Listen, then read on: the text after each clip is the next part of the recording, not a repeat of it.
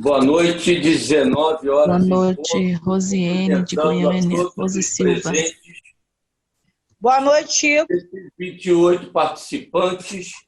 É Boa uma noite. satisfação em ter todo o Brasil aqui representado para o evento, segundo Boa evento noite. que nós temos aí a participação do ex-ministro, Boa noite. a presença também do conselheiro Evandro Mesquita, também ex-deputados, os dois, e a deputada Ada também presente, que muito nos alegra aqui com a sua participação. Nós temos a programação de hoje. Rose Silva, pré-candidata por Goiânia. Pelo ministro, ela está dando andamento ao calendário da Fundação Luiz Guimarães, prevista para o mês de julho, que todas as segunda, quartas e sexta, às 19 horas, nós vamos ter eventos para propiciar aos nossos pré-candidatos, militantes, ocupantes de cargos públicos, uma forma do conhecimento através das pessoas mais representativas, não só do nosso partido, como também da própria sociedade. Então, nós estamos tendo aí vários encontros. Essa é a segunda semana que nós estamos fazendo os nossos encontros. Já reunimos aí, para informação do ministro Almir Pazianotto, ao longo desse momento de pandemia, mais de 4.200 participantes sobre vários temas. Então, nós temos esta semana, ela iniciou com a palestra na segunda-feira do sociólogo, doutor em Ciências Sociais pela Universidade Federal do Rio de Janeiro, o professor Paulo Bahia, com o tema Democracia e o Bolsonarismo.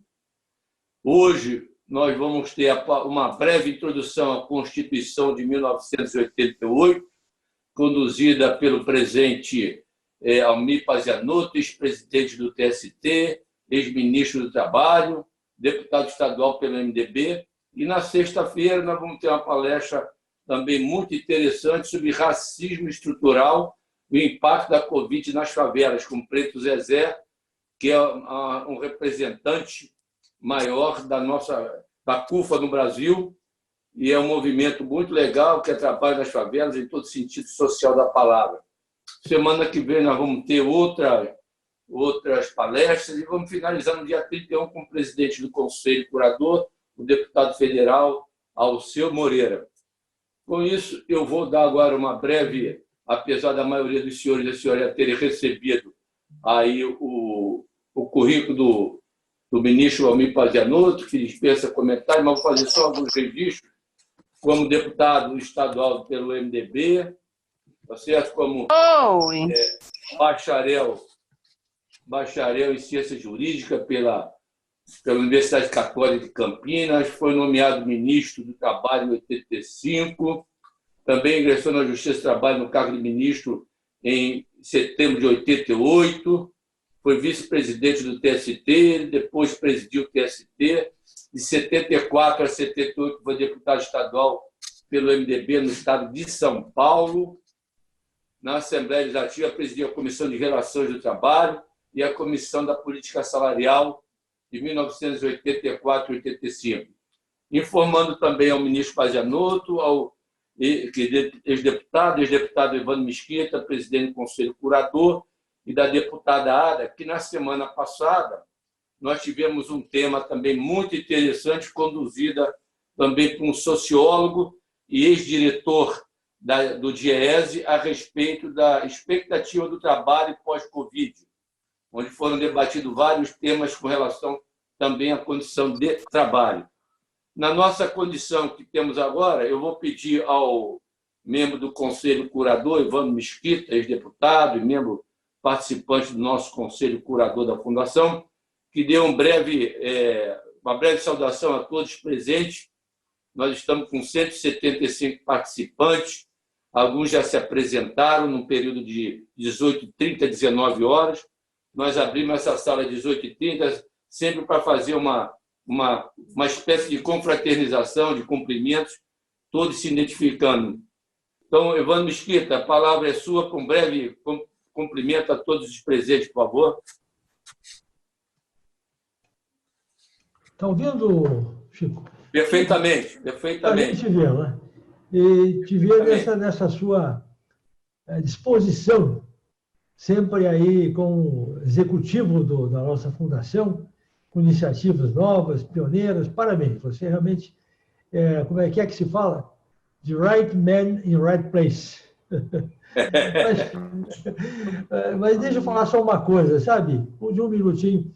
Eu estou me lembrando simplesmente do dia em que se realizou a primeira reunião de implantação do MDB.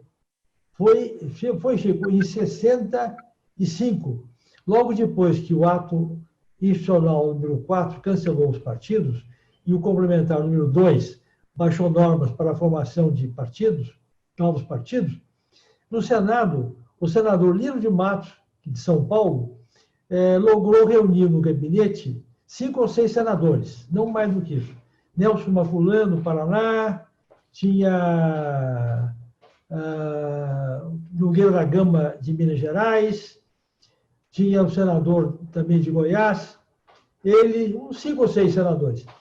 E foi feita ali a primeira reunião e lavrada uma primeira e significativa ata de intenção de formação de um partido de acordo com as novas normas que se instalavam.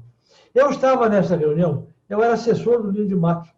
Então, estava ali ao lado, acompanhei. No final, também fui convocado, assinei essa primeira ata de Constituição em dezembro de 65.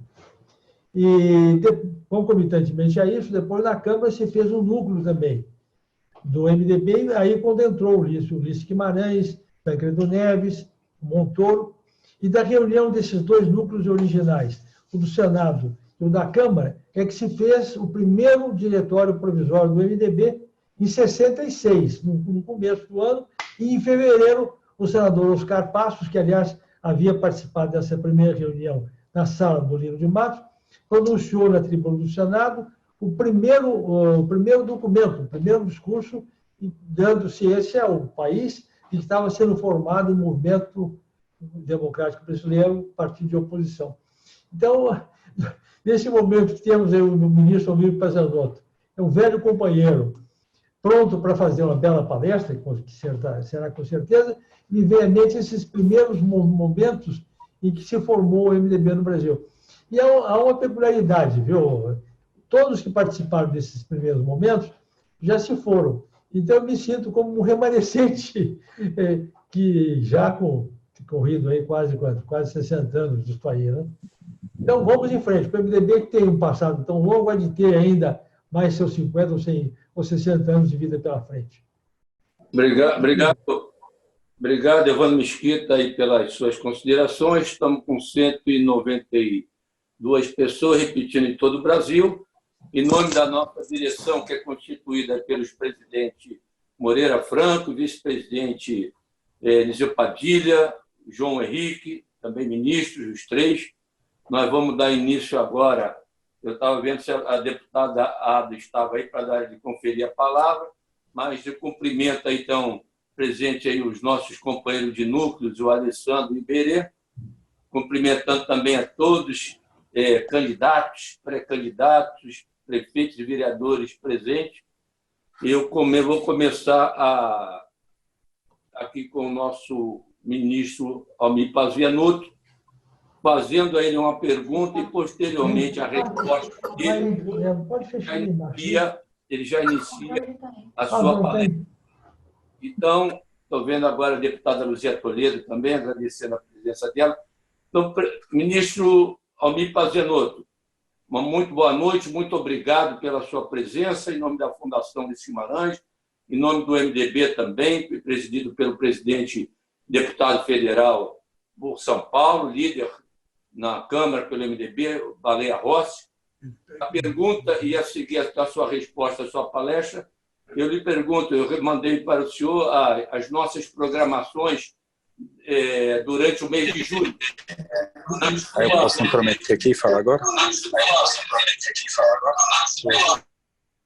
Na sua avaliação, qual a importância desta agenda que a Fundação Ulisses Guimarães está proporcionando a todos os militantes do MDB, aos pré-candidatos, na expectativa de colaborar para não só o fortalecimento do conhecimento, mas também com o discurso dentro da bandeira democrática perante a sociedade. Então, essa é a pergunta para o senhor ministro. Boa noite, Chico Donato. Boa noite, Evandro Mesquita. Quero enviar aqui a minha saudação ao deputado federal Baleia Rossi, que é o presidente do PMDB. Quero cumprimentar a ministra Cristina Peduzzi, atual presidente do TST, a desembargadora Regina Duarte, presidente da Academia Paulista de Direito do Trabalho em São Paulo, cumprimentar todos os PMDBistas do Brasil, agradecer esta singular oportunidade. Eu, como antigo membro do PMDB, entrei no partido em 1970, disputei a minha primeira eleição ainda no MDB em 1974, e o PMDB é que me levou até o Ministério do Trabalho, pelas mãos ou por indicação do governador Franco Montoro, de quem eu era o secretário do Trabalho, com apoio do deputado Ulisses Guimarães, do Orestes Quercia, do Evandro, dos grandes PMDBistas daquela época. Esta iniciativa da Fundação Ulisses Guimarães, ela é de uma importância excepcional.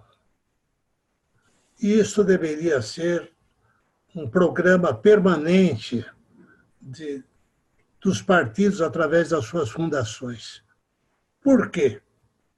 Porque, sobretudo a eleição municipal, ela tem uma extraordinária importância para a política, porque é ali que está a base da pirâmide. A base da pirâmide governamental começa nas câmaras municipais e nas prefeituras.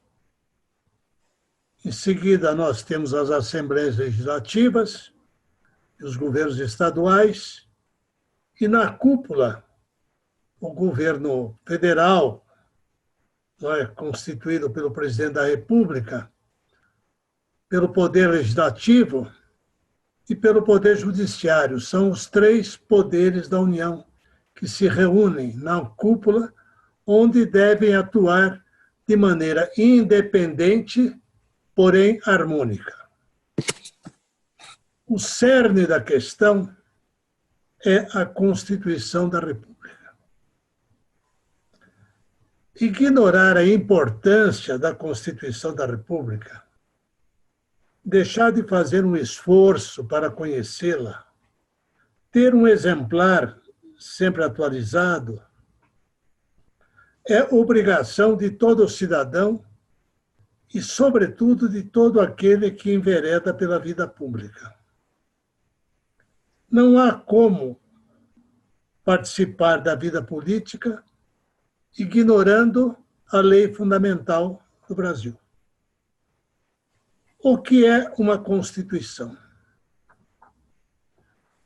Eu não conheço nenhuma resposta satisfatória, nenhuma definição que se possa considerar definitiva do que significa a Constituição. Eu reuni aqui algumas definições. O grande líder francês da Segunda Guerra Mundial, o general Charles de Gaulle, dizia que a Constituição é um envelope, cujo conteúdo pode ser alterado. Para o ditador da União Soviética, Stalin, a Constituição é o registro e a consolidação legislativa das conquistas obtidas e asseguradas. Para o grande juiz da Suprema Corte norte-americana, William Orville Douglas, é uma carta de direitos destinada a restringir o poder do governo. Para João Barbalho, nosso primeiro comentarista da Constituição Republicana de 1891, cabe a ela organizar a República, garantir os direitos fundamentais, os direitos individuais e políticos, determinar as condições e limites nos quais são exercidos os poderes públicos. A mais convincente das definições, para mim, é a mais simples, encontrada no dicionário UAS.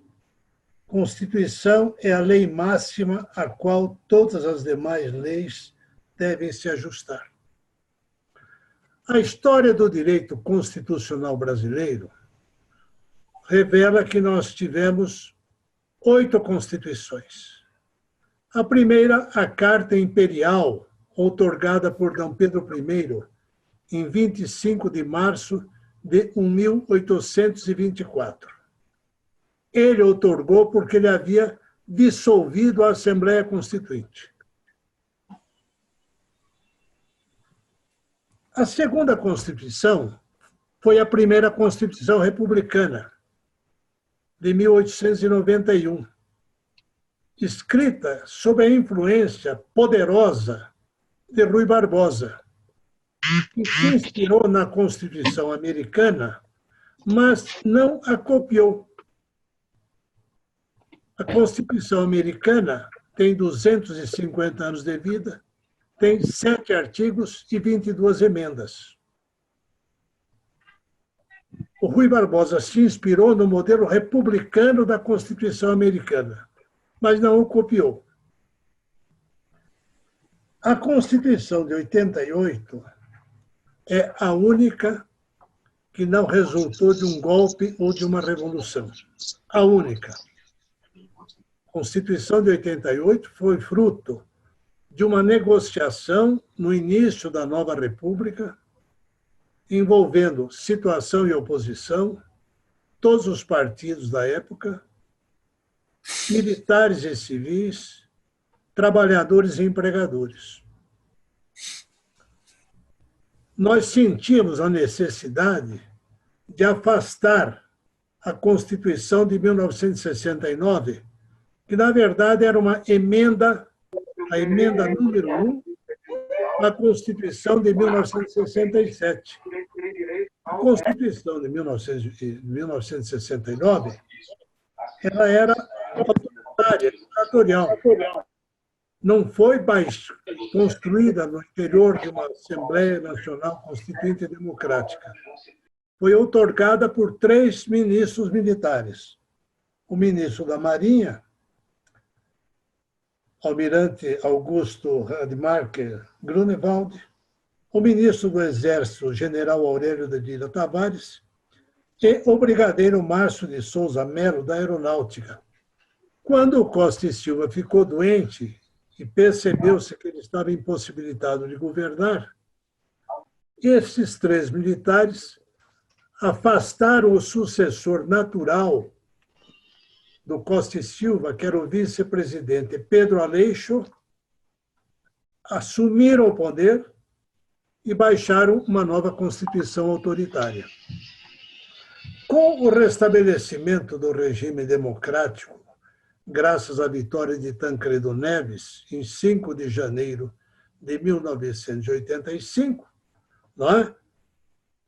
nós tínhamos a necessidade de afastar a Constituição autoritária e substituí-la por uma democrática, embora, dentro do Congresso, houvesse alguns deputados que entendiam que bastava um retoque à Constituição de 69, para que o país voltasse à redemocratização. Mas era uma Constituição ilegítima quanto à origem, e a única maneira seria realmente convocar uma Assembleia Nacional Constituinte, que foi eleita em 1986. Naquela ocasião, uma emenda constitucional, assinada por Ulisses Guimarães, promulgada por Ulisses Guimarães e por José Fragelli, que era o presidente do Senado, convocou a Assembleia Nacional Constituinte e determinou a sua instalação para que, de maneira livre e soberana, se preparasse uma nova Constituição. Entre 1987 e 1988, desenvolveram-se os trabalhos da Assembleia Nacional Constituinte sobre uma enorme expectativa nacional. A Assembleia, que, como os senhores devem estar lembrados, foi presidida pelo nosso grande e saudoso líder, Dr. Ulisses Guimarães. Quando a Constituição, a nova Constituição, foi promulgada em 5 de outubro de 1988, foi editado pelo Senado o seu primeiro exemplar, que eu tenho aqui nas mãos. Primeiro exemplar da Constituição de 88. E há uma curiosidade histórica de significativa importância. O doutor Ulisses Guimarães colocou na primeira impressão da primeira edição um preâmbulo não autorizado pela Constituinte. Foi escrito pessoalmente por ele. O que diz esse preâmbulo à Constituição de 88, da autoria do doutor Ulisses Guimarães? Ele escreveu: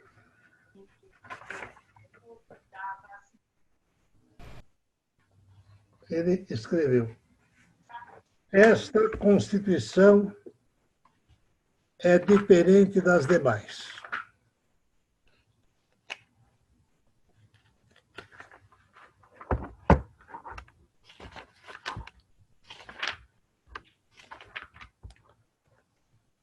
Com o título A Constituição Coragem, o doutor Ulisses escreveu: o homem é o problema da sociedade brasileira.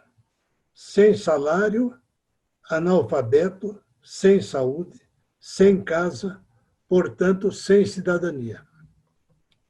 A Constituição luta contra os bolsões de miséria que envergonham o país. Diferentemente das 7 constituições anteriores, começa com o homem.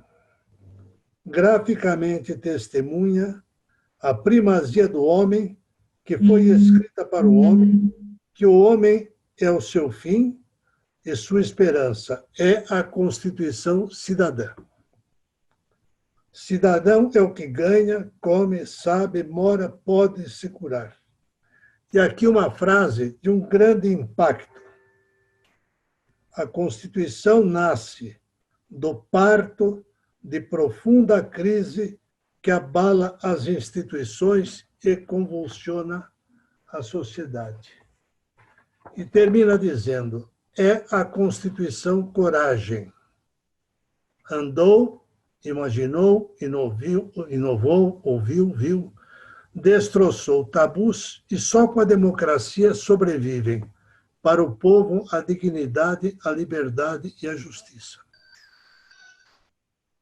Eu imagino, se o doutor Ulisses estivesse vivo, como se sentiria hoje diante do Brasil dividido, pobre, arruinado pela pandemia do coronavírus, com milhões de desempregados e desocupados, sem casa para morar, acumulados em barracos de milhares de favelas. Nada tem a ver o preâmbulo do doutor Ulisses, que não figurou nas edições posteriores, com o preâmbulo oficial, encontrado na Constituição. São diametralmente diferentes. O preâmbulo do doutor Ulisses, poético, trágico e sonhador. O oficial, empolado, prolixo, esparramado, entupido de compromissos que dificilmente se realizarão. A Carta Imperial, outorgada por Dom Pedro I, cumpriu o papel de lei fundamental. Vigorou durante 65 anos, a maior parte deles sob o governo de Dom Pedro II, até ser abatida pela proclamação da República em 15 de novembro de 1889. recebeu uma única emenda, com o nome de Ato Adicional. A primeira Constituição Republicana foi promulgada em 24 de fevereiro de 1891. Sofreu forte influência do modelo norte-americano. A Constituição de 1891 foi derrubada pela Revolução de 1930, liderada por Getúlio Vargas. Assumindo a presidência, a chefia do governo provisório, Getúlio Vargas postergou a convocação da Assembleia Constituinte. Governava mediante decretos. O Congresso estava fechado. A Revolução Paulista de 32 demonstrou a necessidade da redemocratização. Em 16 de julho de 34, a Assembleia promulgou a nossa terceira Constituição. Sobre a promulgação da Constituição de 34, escreveu o historiador Hélio Silva. Quando, em 16 de julho de 1934, o Palácio Tiradentes acendeu as luminárias, engalanado de flores, povoado de homens solenes e representativos para a promulgação da nova Carta, os mais lúcidos sentiram que havíamos perdido a grande oportunidade e atirado pela janela a única revolução da República. Novas oportunidades foram perdidas pelo Brasil em 1946, 1967 e 1988.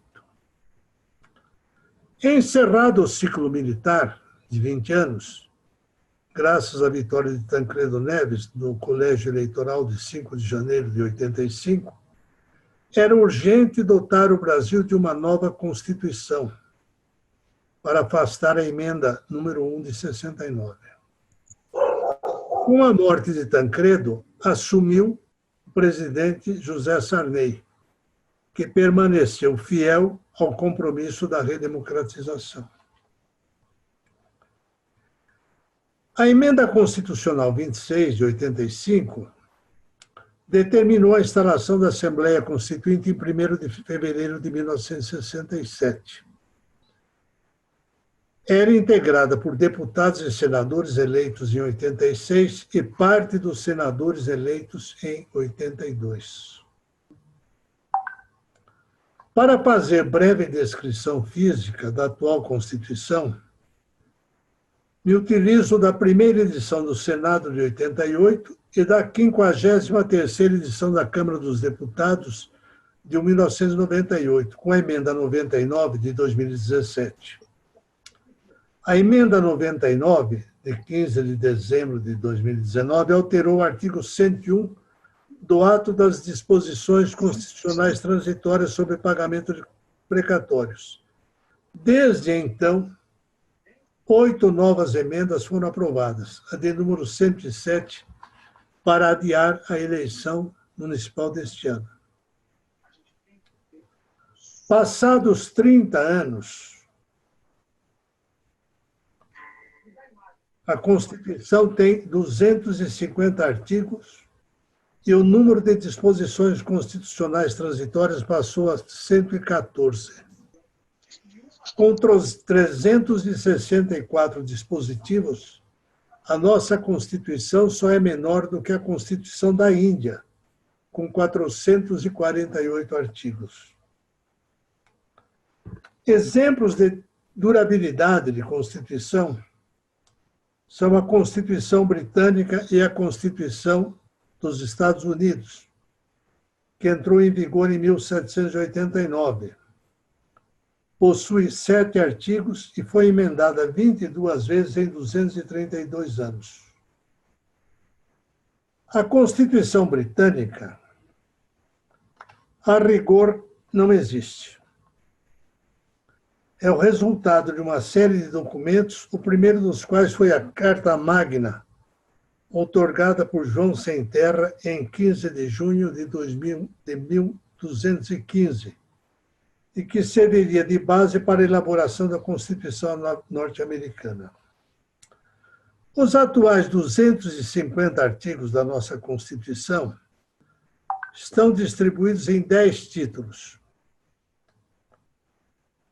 a saber, dos princípios fundamentais, dos direitos e garantias fundamentais, da organização do Estado, da organização dos poderes, da defesa do Estado e das instituições democráticas, da tributação e do orçamento, da ordem econômica e financeira, da ordem social, das disposições constitucionais gerais e, finalmente, o ato das disposições constitucionais transitórias.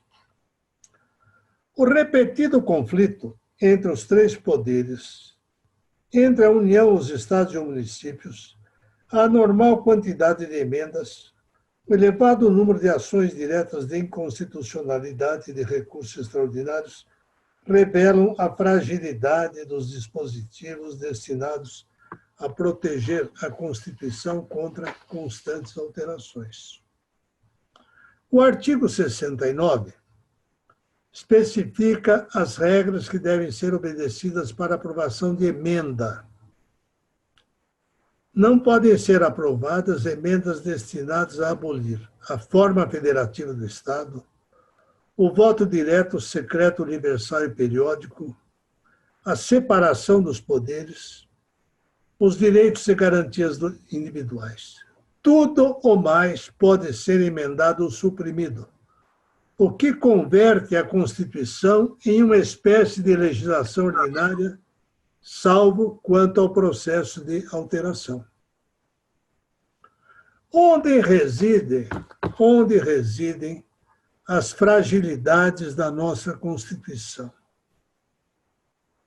Por que a Constituição é reconhecidamente fraca, a ponto de, a todo instante, se falar na necessidade de uma nova Constituição, de uma nova Constituinte, da transformação do regime parlamentarista, presidencialista, em regime parlamentarista? A meu ver, o primeiro problema da Constituição é a sua prolixidade. Tem um número exagerado de artigos e de palavras. Contém dispositivos em número além do normal. E esse apêndice do ato das disposições constitucionais transitórias, que com o passar do ano se transformou em definitivo. A prolixidade não é fruto do acaso.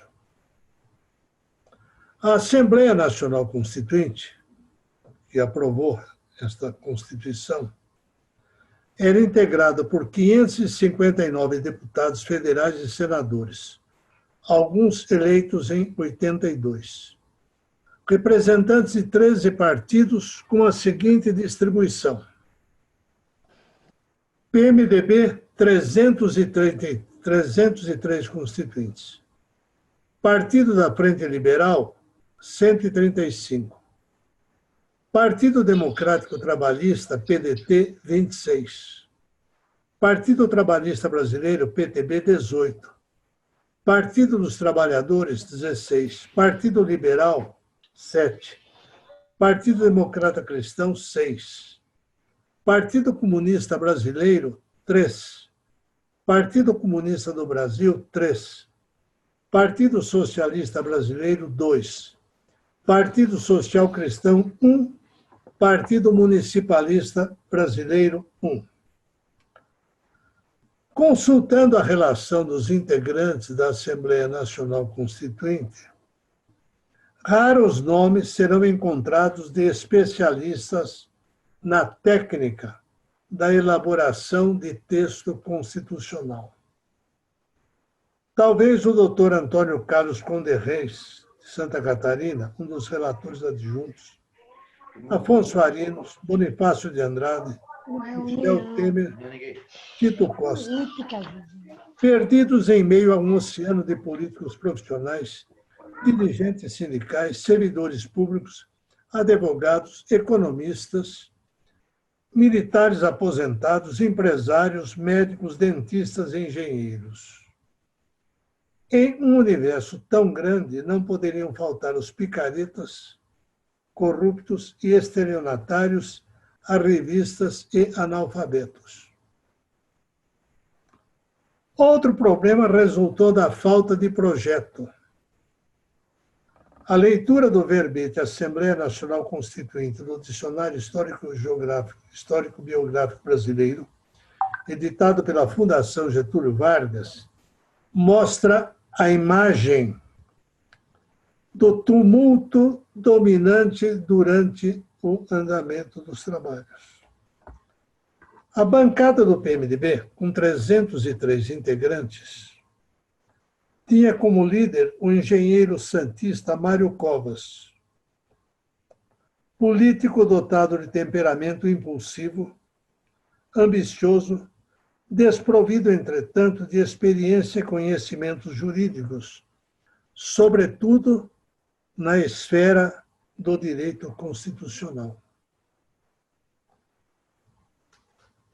8 comissões temáticas, 24 subcomissões e uma comissão de sistematização foram incumbidas de redigir os dispositivos constitucionais relativos à soberania e direitos e garantia do homem e da mulher, subcomissão de nacionalidade e das relações internacionais e assim por diante.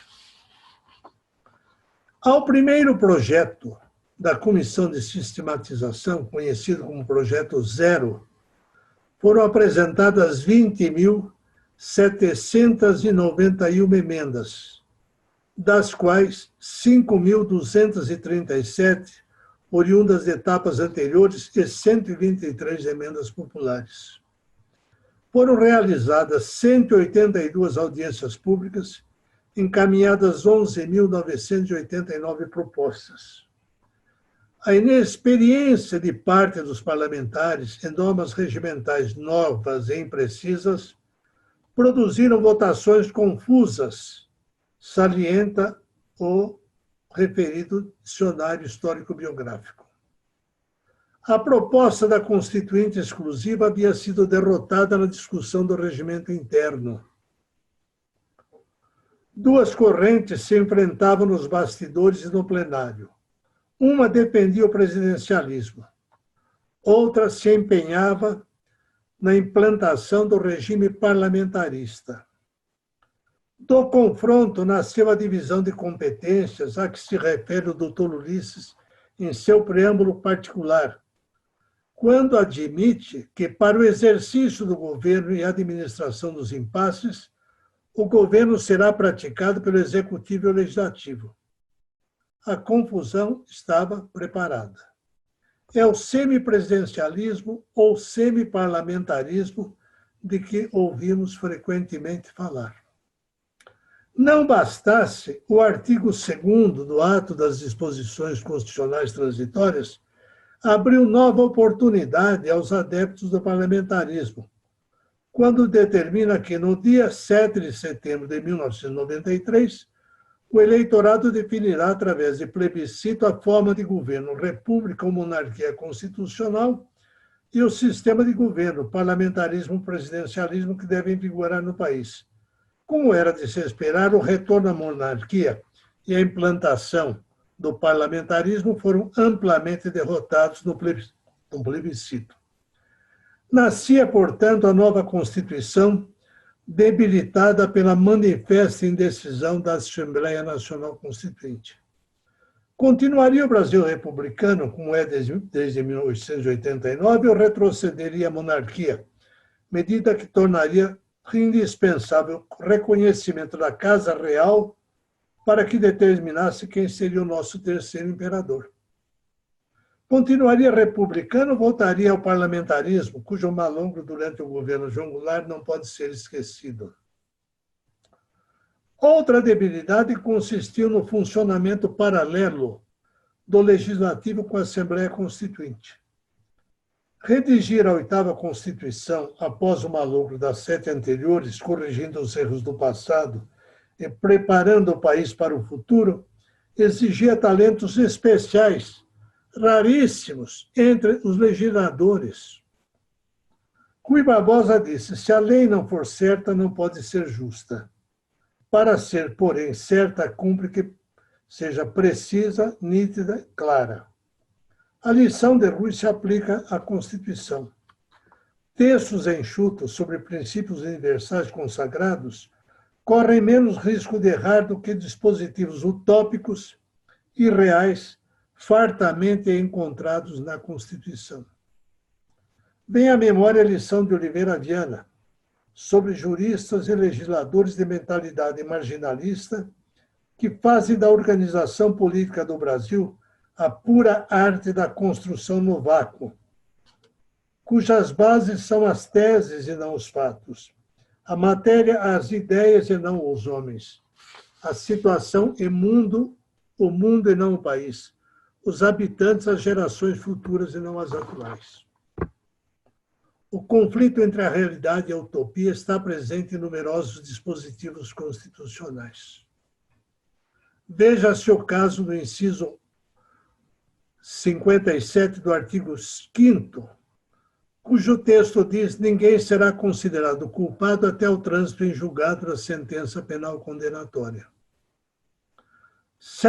A morosidade é problema judicial que remonta ao Brasil colônia, registrou o padre Antônio Vieira, no sermão da primeira dominga do Advento, pregado na Capela Imperial no ano de 1650. Séculos depois, Rui Barbosa acusou a morosidade na oração aos moços. Ao criar o Superior Tribunal de Justiça, como terceira instância dos tribunais de justiça dos estados, ignorando as vozes em sentido contrário, a Constituinte contribuiu para o agravamento da secular morosidade. Na tentativa ingênua de corrigir o mal feito, a Emenda 45 de 2004 incluiu no artigo 5º o inciso 78, que diz: a todos, no âmbito judicial e administrativo, são assegurados a razoável duração do processo e os meios que garantam a celeridade de sua tramitação. Com idêntico propósito, a Emenda 45 adicionou ao artigo 93 o inciso 15, que diz: a distribuição dos processos será imediata e geral em todos os graus de jurisdição. Quando eu presidi o TST, eu recebia constantemente visitas de reclamantes que queriam saber da situação do seu processo. Eles tinham ido à diretoria de distribuição, dirigida por a doutora Donetti, onde ficavam sabendo que o processo estava 3 anos e meio, 4 anos aguardando a distribuição. Ora, isso é uma ofensa ao contribuinte. Um processo aguardar 2, 3, 4 anos a distribuição, ou seja, a designação do relator. Em meu discurso de posse, eu determinei distribuição imediata e geral de todos os processos, medida que veio a ser 3 anos depois incorporada à Constituição. Não obstante, exemplos de morosidade são encontrados aos milhares em todo o país, para a decepção da parte interessada em ter a demanda encerrada. Eu conheço o processo, uma ação direta de inconstitucionalidade, que está em andamento no Supremo desde 1979 e até hoje não foi julgada. A questão da morosidade está relacionada à dificuldade de se dar cumprimento ao inciso 8º, ao qual me referi. Conhecem-se sentenças, casos de prisões após sentença de 2º grau, sentença recorrível ao STJ ou ao Supremo, e de prisões preventivas que perduram ao longo de anos. Diante do elevado número de constituintes, os trabalhos foram distribuídos entre 8 comissões temáticas, 24 subcomissões e uma comissão de sistematização. Durante os trabalhos, como eu já disse, foram concedidas centenas de audiências públicas e examinadas milhares de emendas. Diz o dicionário histórico-biográfico: a sobrecarga de informações e de temas, a inexperiência de parte dos parlamentares e normas regimentais novas produziram votações confusas. A ausência de projeto elaborado por constitucionalistas de reconhecida competência, a presença de relatores e subrelatores desprovidos de formação jurídica, a necessidade de concluir os trabalhos resultaram nessa Constituição prolixa e frágil. Vejamos agora alguns exemplos de dispositivos constitucionais inexplicáveis. O inciso 1 do artigo 7º, que trata da relação de emprego protegida contra a dispensa arbitrária ou sem justa causa nos termos de lei complementar, que preverá indenização compensatória, entre outros direitos. A Constituição já comemorou 32 anos e esse dispositivo até hoje não foi regulamentado. Um dispositivo da maior importância, porque estabelece regras a respeito de demissões arbitrárias ou injustas. Quando a dispensa é por falta grave, estão lá, não é? Na CLT, no artigo 482, o que constitui falta grave. Quando a dispensa é sem justa causa, é preciso que haja, no mínimo, uma explicação ao trabalhador.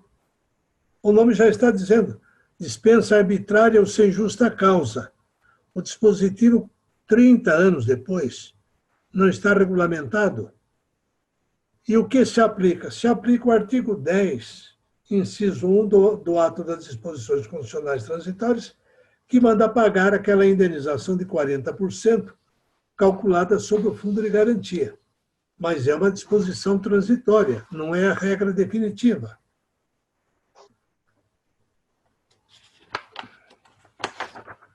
Deixa eu ver.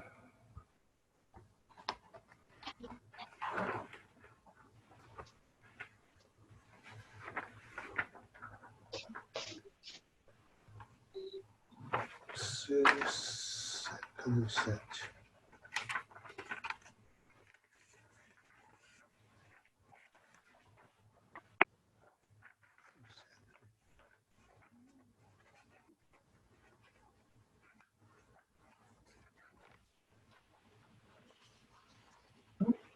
Falando aqui. Outro dispositivo que se ressente da falta de regulamentação e que causa muito problema é aquele que assegura o direito de greve ao servidor público. A Constituição de 88 permitiu a sindicalização do servidor público, como os senhores devem saber, existem inúmeros sindicatos e servidores públicos, e deu ao servidor público o direito de greve. Certo ou errado, a Constituição assegura ao servidor público o direito de greve. Mas o dispositivo precisaria ser regulamentado, como foi regulamentado o artigo 9º da Constituição, que trata da greve do empregado da iniciativa privada, das sociedades de economia mista, das empresas estatais. Uma boa lei de greve nós temos regulamentando o artigo 9º. Já o artigo 7º, sobre a greve do servidor público, passados 30 anos, não é? O Supremo diz que se aplica à greve do servidor público a lei, por falta de lei específica, a lei referente à greve da iniciativa privada. Ora, mas servidor público é uma coisa, trabalhador da iniciativa privada é outra coisa. Serviço público, por definição, é essencial, não pode ser interrompido. Na atividade privada existe uma divisão entre atividades essenciais e atividades não essenciais. A greve da atividade essencial é mais complicada, tem mais requisitos do que a greve numa fábrica de tamanco ou numa fábrica de bicicleta. Temos ainda um outro exemplo de dispositivo constitucional aberrante na definição do salário mínimo, artigo 7, inciso 4. Preste atenção na definição de salário mínimo encontrada na Constituição, na lei suprema do país, na lei fundamental. Salário mínimo fixado em lei, nacionalmente unificado, capaz de atender às necessidades básicas capaz de atender às necessidades do trabalhador e as de sua família, com moradia, alimentação, educação, saúde, lazer, vestuário, higiene, transporte e previdência social, com reajustes periódicos que lhe preservem o poder aquisitivo, sendo vedada sua vinculação para qualquer fim. 32 anos passados, o salário mínimo hoje é de R$ 1.045, em desacordo flagrante com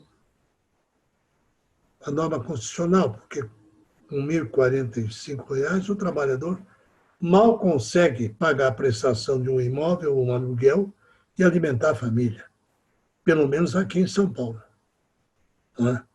Nenhum trabalhador conseguirá atender às necessidades elencadas pelo dispositivo constitucional, as suas e as da sua família, mulher, 2, 3, 4, 5 filhos, com R$ 1.045. Veja-se o problema suscitado pela pandemia do coronavírus. A quem compete decidir sobre fechamento de comércio ou quarentena? Ao presidente da República? Ao ministro da Saúde? Ao governador do estado ou ao prefeito do município? Segundo a Constituição, compete ao município definir regras sobre os assuntos de interesse local. A meu ver, questão sanitária é questão municipal. Mesmo porque de Brasília é impossível governar o país inteiro, dividido em mais de 5.500 municípios. O presidente da República, o ministro da Saúde, não tem condições de chegar, por exemplo, a Brusque, ou a Estrela do Oeste, ou a Rio Branco, para saber como está a situação. Aquilo ali é matéria para o prefeito e para o governador do estado, certo ou errado. É princípio elementar de direito constitucional aceito no mundo todo que uma Constituição não deve assegurar nada que não possa garantir. A respeitabilidade de uma Constituição não permite que ela ofereça nada que não possa ser garantido. O título 8, que trata da ordem social, é, entretanto, pródigo em fantasias. Vou dar rapidamente alguns exemplos. Primeiro exemplo, a saúde é direito de todos e dever do Estado. Obviamente, os senhores não acreditam que a saúde seja direito de todos e dever do Estado, porque não há como ter uma estrutura de serviço de saúde que atenda um serviço decente a 220 milhões de habitantes. A assistência social será prestada a quem dela necessitar. Também não é verdade. A educação é direito de todos e dever do Estado. Também não é verdade. A família, base da sociedade, terá a proteção especial do Estado. Vou ler o artigo da Constituição, número 227. É dever da família, da sociedade e do Estado assegurar à criança, ao adolescente e ao jovem, com absoluta prioridade, o direito à vida, à saúde, à alimentação, à educação, ao lazer, à profissionalização, à cultura, à dignidade, ao respeito, à liberdade e à convivência familiar e comunitária, além de colocá-lo a salvo de todas as formas de negligência, discriminação, exploração, violência, crueldade e opressão. Quando nós comparamos o dispositivo constitucional, que é a lei suprema, nós comparamos o que está escrito na Constituição com a realidade que os senhores e as senhoras candidatos a vereador conhecem, Os senhores sabem que tem muito trabalho pela frente para, no seu município, conseguir atender minimamente o que determina o dispositivo constitucional.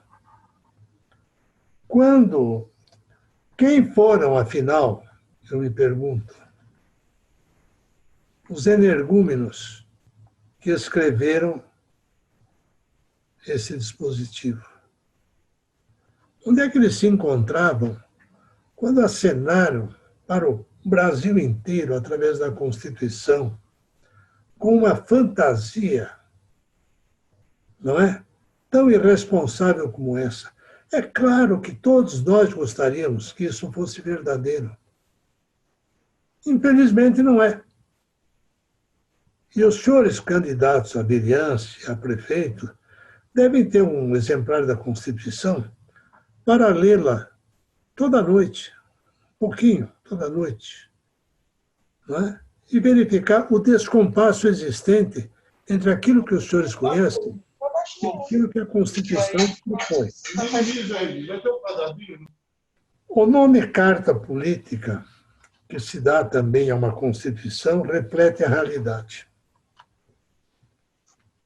A meu ver, uma Constituição não é obra para advogados, engenheiros, servidores públicos ou políticos profissionais com ou sem mandato.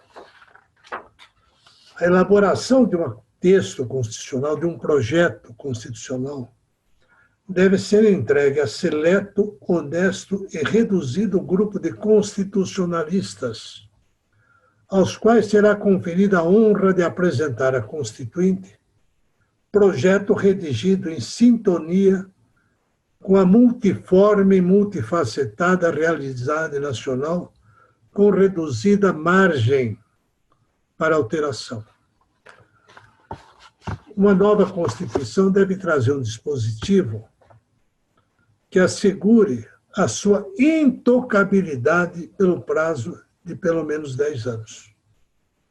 Quem sabe, sendo assim, as pessoas que irão escrevê-la se sentirão mais responsáveis.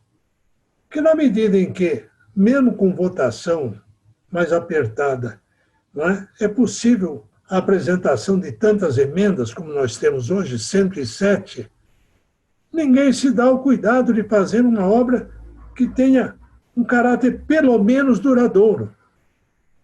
Ora, a Constituição americana tem 200 e tantos anos, com 7 artigos e 22 emendas. Por que nós não podemos chegar, pelo menos próximo, a um texto com essa qualidade? Constituições elitistas. O impasse existe. É impossível continuar com a Constituição de 88, obstáculo de difícil transposição na tarefa das reformas. Em seminário realizado com o título A Reconstrução do Brasil, alguém cujo nome não me recordo formulou a hipótese da lipoaspiração do texto constitucional.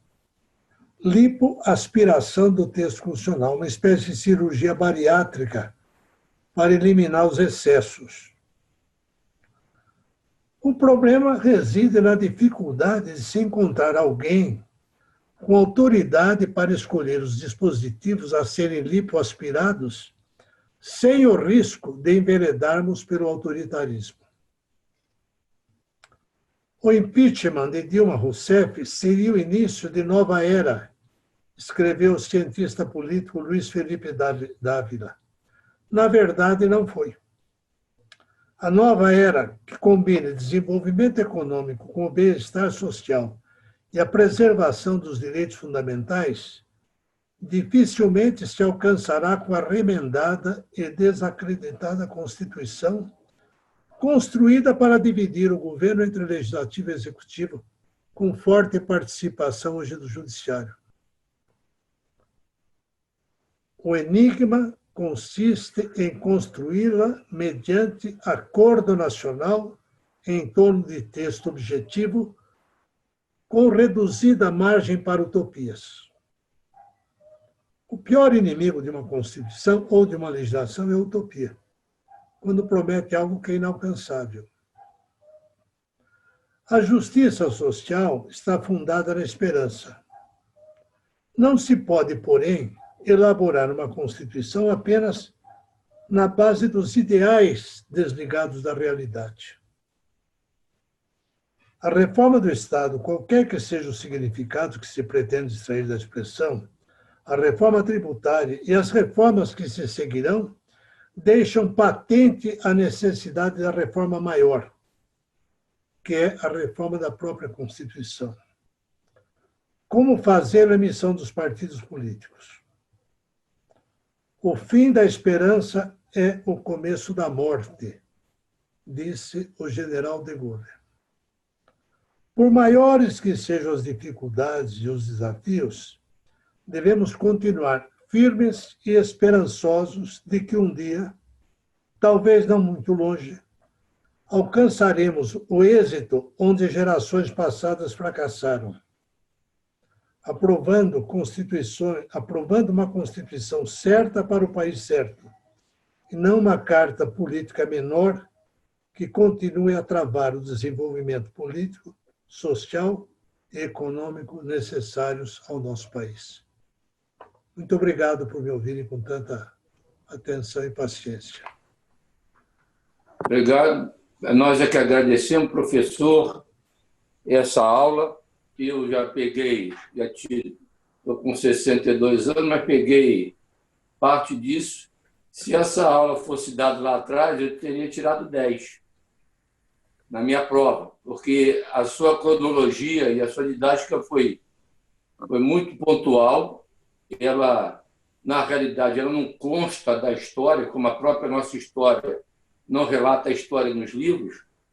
Então, ela foi de uma cronologia perfeita, eu fui aqui anotando, e dá para fazer um resumo de um dito popular, traduzindo a nossa lei máxima, a nossa Constituição, um ditado que todos nós, brasileiros, usamos muito, que no papel tudo cabe.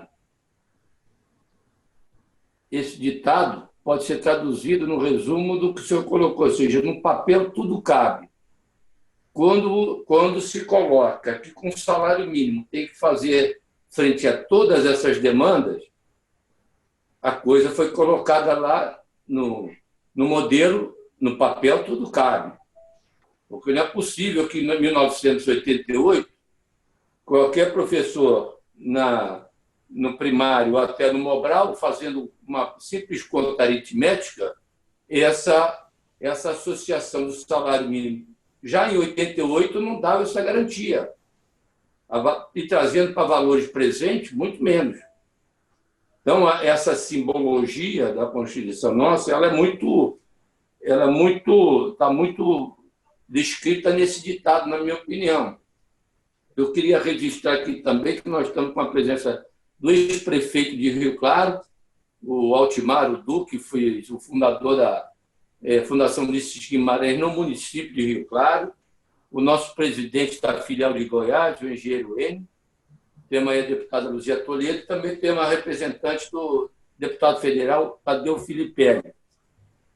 Nós estamos aí, o ministro cumpriu o horário, nós estamos em 20 horas e 4 minutos, e aí a pessoa que queira, os comentários aqui estão muito positivos, ministro, no chat que nós temos aqui, acompanhando, excelente bate-papo, maravilhosa palestra, sou advogada, já vamos ver aqui essa aqui, ó. Santa Catarina, parabéns, ministro. Sou advogada e jamais tive informação sobre a Constituição em apenas uma aula. Então, acho que a Valquíria traduz aqui essa importância dessa sua palestra, e é o que eu venho falando com os participantes, nós estamos com 206 participantes, da importância do conhecimento. O objetivo da nossa fundação, e está aí o conselheiro Evandro Mesquita, é levar o conhecimento, esse conhecimento que a fundação tem feito, buscado levar a todos que têm interesse. Foi uma honra diversos possíveis Depois, Luiz Souza Tizen, de Santa É o que nós Catarina. estamos propiciando. E agora nós temos aí, de acordo com o nosso tempo, aí duas perguntas ou dois apartes para ser feito ao ministro Fazianotto, que eu estou vendo as inscrições aqui, por favor. Chico, permita também. Pois não, deixa eu só ver aqui, Evandro, que tem uma inscrição aqui, a gente vê os outros também. Nós temos aqui o Du, nós temos até um tema, viu, ministro, que nós estamos botando aí na agenda do Conselho, proposta aí pelo conselheiro Du, que é o ex-prefeito de Rio Claro, sobre o tema semipresidencialismo, que nós vamos ter um evento sobre esse tema. Deputada Adriana. Du, você quer fazer alguma parte, Du?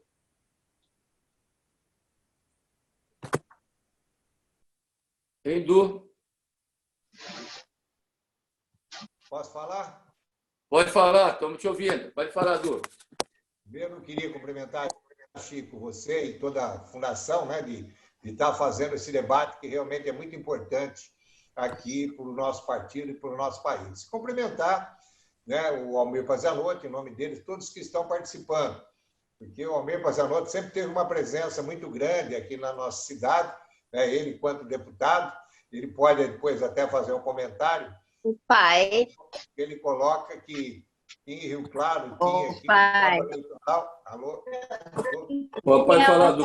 Em Rio Claro era o único local, né, onde ele tinha um cabo eleitoral, o Ercílio Quariguazi, que fazia campanha de bicicleta para ele, né?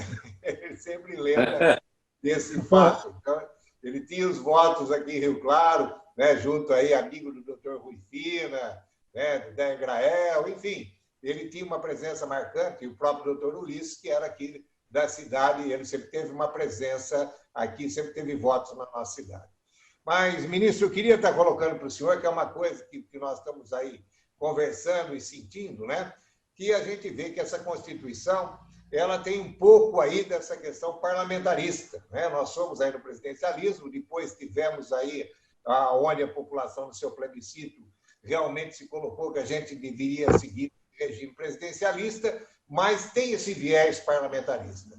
E uma das discussões que agora, né, eu acredito que vai acontecer dentro do nosso país, dentro em breve, porque a gente sentiu que esse presidencialismo de coalizão, ele realmente se exauriu, e é um tema que a gente gostaria que escutar do senhor, o que o senhor sente, o que o senhor vê, né, dessa, até o presidente Michel Temer faz essa defesa, o ministro, agora presidente do TSE, né, o Barroso também faz essa defesa, que é a questão do semipresidencialismo. Como o senhor enxerga hoje, né, nesse momento atual, o senhor que fez todo esse levantamento e viveu essa Constituição, viveu essa Constituinte, de a gente estar colocando em debate e fazendo, né, com que isso avance, que eu acho que é uma das propostas que possa, amanhã depois, ser defendida pelo nosso partido, porque o PMDB está precisando de bandeiras, como teve das diretas, como teve da anistia, pela liberdade de imprensa,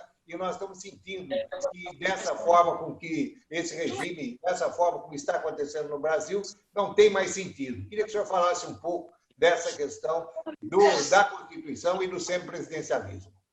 Em primeiro lugar, eu quero registrar minha profunda emoção, não é, com essa lembrança da época em que eu fazia campanha em Rio Claro. Eu era deputado e também era advogado trabalhista. Não é? Tinha lá um sindicato dos químicos em Rio Claro. Não me lembro agora o nome do presidente, mas tinha o Ercílio, não é? Que era um velho ferroviário aposentado, uma figura extraordinária, um sujeito ótimo. E ele era muito popular em Rio Claro, todo mundo conhecia, não é? Porque Rio Claro era um entroncamento da antiga Companhia Paulista de Estrada de Ferro, né? Uma empresa que se caracterizava pela pontualidade dos trens. Dizia-se que a pessoa acertava o relógio pelo trem da Paulista. E tinha também o Grael, que trabalhou comigo no Ministério do Trabalho né? Nunca mais vi o Grael, gostava muito dele, viajamos muito. Né? Eu ia muito a Rio Claro, ia muito a São Carlos, onde também tinha inúmeros amigos. Então, esse seu registro me causa uma profunda emoção e me dá assim, uma vontade muito grande de ir a Rio Claro. Quem sabe ainda um dia desses eu apareço por lá para rever os amigos. Quanto à questão do presidencialismo, parlamentarismo, eu não acredito em mágica, sabe? Tenho muita dificuldade em acreditar na magia das palavras, ou seja, passa de presidencialismo para parlamentarismo e os problemas estão todos resolvidos. Não. O regime parlamentarista é muito sofisticado, é mais sofisticado que o presidencialismo. Ele, a meu ver, exige um outro nível de maturidade política. Geralmente, o parlamentarismo dá bons resultados em países que têm 2 partidos, no máximo 3. Mesmo com 2 ou 3, torna-se difícil, às vezes, formar o governo. A Itália é um exemplo de um parlamentarismo, né, com enorme dificuldade e que já teve primeiros ministros mafiosos. Né? Eu, certa ocasião, escrevi um artigo, Parlamentarismo, Presidencialismo, e rememorei os nomes de alguns primeiros ministros que causaram prejuízos enormes ao país, né? Sobretudo pela instabilidade política. No parlamentarismo, pelo menos nós temos uma certeza. O presidente São José, Santa Catarina. O presidente ficará 4 anos, salvo no caso de um impeachment, que ultimamente está ficando comum, não é? Mas não pode acontecer a todo momento. Então, eu continuo, não é, partidário do presidencialismo. Lembrando que quando os militares impediram a posse de João Goulart, que ele voltava da China ou da Tailândia, o Jânio havia renunciado, a imposição, a condição criada pelos militares para que ele assumisse a presidência, sendo o vice-presidente, foi a adoção do regime parlamentarista. O Carvalho Pinto, se não me falha a memória, foi primeiro-ministro. Tancredo foi primeiro-ministro. O Montoro foi ministro do Trabalho. E, em pouco tempo, o sistema parlamentarista se desfez. Houve um novo plebiscito, voltamos ao presidencialismo. Por que, a meu ver, o parlamentarismo fracassou? Porque, para que haja regime parlamentar ou parlamentarista, o parlamentarismo precisa ser no governo federal, nos governos estaduais e nos governos municipais. Não é possível ter o parlamentarismo apenas no governo federal, enquanto os governadores serão eleitos com mandato de 4 anos. O que vai acontecer? Os governadores, um governador de São Paulo será muito mais forte politicamente do que o primeiro-ministro, que está sujeito a constantes abalos sísmicos dentro do Congresso Nacional. E a facilidade com que, no Brasil, se muda de partido, não é? Debilita muito qualquer regime apoiado na Câmara. Por quê? Porque a Câmara tem composição incerta e não sabida. Pode variar de momento a momento. As pessoas não só mudam de partido, como fundam partidos. Hoje o Brasil tem 40 partidos. De sorte que acho até que o PMDB podia abrir um debate a respeito desse assunto. Se parlamentarismo ou se presidencialismo. Porque esse assunto, essa discussão vai voltar na eleição de 2022. É possível que algum partido apresente como programa a implantação do parlamentarismo. Então, vamos discutir isso desde logo, e se eu tiver, não é, a oportunidade e a honra de ser convidado, eu faria uma palestra a respeito desse tema. Muito obrigado, professor. E nós vamos botar esse tema aí, não só do parlamentarismo, presidencialismo, mas do semipresidencialismo, também está na nossa pauta aí do nosso conselho. Amigo Evandro Mesquita, você tem 1 minuto para fazer a pergunta e o nosso ministro 4 minutos para responder. Nós temos 5 minutos para cumprir o nosso horário, que é uma disciplina de respeito aos nossos participantes. Por favor, Evandro Mesquita, a sua consideração. Então, Chico, apenas para registrar a importância da palestra proferida pelo Almir Pazianotto, especialmente para os nossos vereadores e os nossos candidatos a vereadores que assistem o programa. Conhecer a Constituição do país, conhecer a Constituição estadual de seu estado, conhecer a lei orgânica do município, que a lei orgânica do município é a verdadeira Constituição do município. São instrumentos importantes e que sirva esse debate para estimular os nossos candidatos a vereador a conhecerem, manusearem esses elementos, esses textos importantes para o exercício do mandato de vereador. Apenas para concluir, e para ter um momento de descontração, Chico, eu lembro uma anedota em que um interessado chega a uma livraria para comprar uma Constituição. E, ao pedir um exemplar da Constituição, recebe a seguinte informação: infelizmente não trabalhamos com periódicos. Mas parabéns a você, parabéns ao amigo, acho que assistiram ao programa. Obrigado. Muito obrigado, Evandro. Eu tenho o privilégio de estar constantemente com o Evandro, que é uma fonte de experiência política. Assistiu o nascimento do PMDB, manteve-se fiel sempre ao partido, e eu o defino com 2 palavras: é um homem de bem. O nosso Evandro Mesquita é um homem de bem, é um homem sério, não é? Um político da mais alta qualidade, por quem eu tenho uma imensa admiração. E posso dar o aval também nas suas palavras, e gostaria aí da sua mensagem pedida do público, ministro, por favor. A sua saudação inicial. Nosso público. Agradecer a todos, me senti muito honrado com essa agradável oportunidade, esse momento tão significativo para mim, né, que volto de alguma maneira às minhas atividades políticas, né, falando sobre a Constituição. Muito obrigado. Agradecemos aí também a presença do Bruno, que é o assessor da deputada Dulce Miranda, do Tocantins. Agradecer mais uma vez ao ministro Pazianotto, ao Evandro, aos núcleos do partido e a todos vocês que estiveram aqui conosco, na realidade, por quase 1 hora de bate-papo, de conhecimento. É um conhecimento modelo hemodiálise, é direto na veia. Registram e até a próxima. Sexta-feira nós temos aí um tema importantíssimo, também tão bacana quanto esse que foi colocado agora pelo ministro Almir Pazianotto.